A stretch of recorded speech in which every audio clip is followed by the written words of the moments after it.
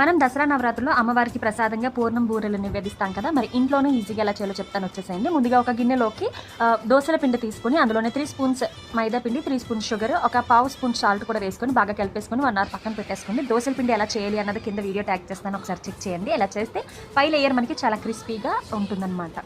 So అలాగే ఒక గ్లాస్కి 3/4 గ్లాస్ పచ్చిశనగపప్పు 1-2 సార్లు కడిగేసి ఒక half an hour to 1 hour నానపెట్టేసుకొని కుక్కర్లో వేసుకొని మీడియం ఫ్లేమ్లో 3 విజిల్స్ రానివ్వండి.